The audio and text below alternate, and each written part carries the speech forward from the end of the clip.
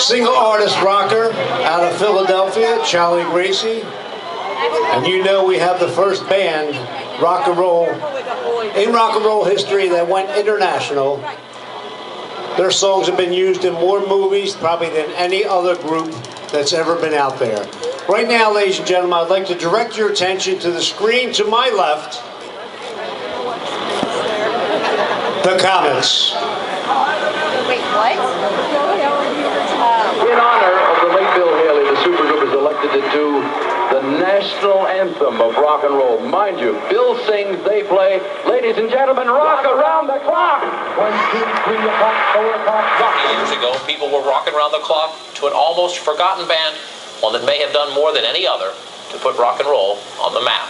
Once again, CNN's Brian Todd now with the story of Bill Haley and the Comets. 6, 7 o'clock, 8 o'clock, rock. The early 50s, 7 guys from around Philadelphia, led by a transplanted Midwesterner with a spit curl, hit on something.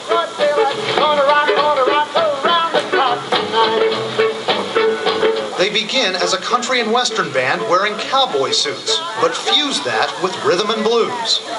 March 1955, the Comets' hit Rock Around the Clock makes the soundtrack of the movie everyone's talking about, the teenage rebellion flick Blackboard Jungle.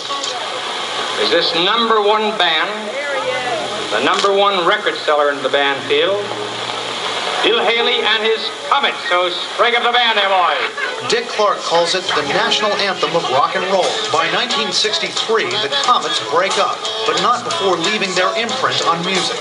In a European tour in the late 50s, they played before audiences that include Paul McCartney, Pete Townsend, and Graham Nash. All would later say that experience defined them. Those seemingly forever young Comets will be at NASA's Jet Propulsion Laboratory tomorrow to perform for the scientists who guided a space probe to a collision with that other comet. Now, ladies and gentlemen, it's a great deal of pleasure for me to introduce to you a group of entertainers that I think are really going right to the top with their big hit record, and they're going to play it for you. Here they are, Bill Haley's Comets playing Rock Around the Clock. Half a century later, the Comets are still blazing away on stage. CBS News correspondent Sandra Hughes talked with the men who proved that rock and roll will never die. A half-century ago this summer on the Ed Sullivan Show, Bill Haley and his Comets played the song that historians agree launched the rock and roll era.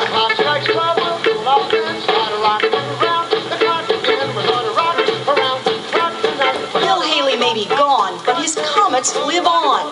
They're still rocking some of the hippest clubs. A recent handprint ceremony gave them a permanent place on Hollywood's world-famous Rock Walk. Bill Haley dies of a heart attack in 1981. A new age was beginning in a wild new music that would soon take the country and eventually the world by storm. When they finally unleashed this new sound, the world was never the same. You know, one of the founding fathers of rock and roll music was Bill Haley. And one of his biggest hits was Rock Around the Clock. Now, ladies and gentlemen, we take you back to 1953 and Bill Haley and the Comets. Let's hear it, folks.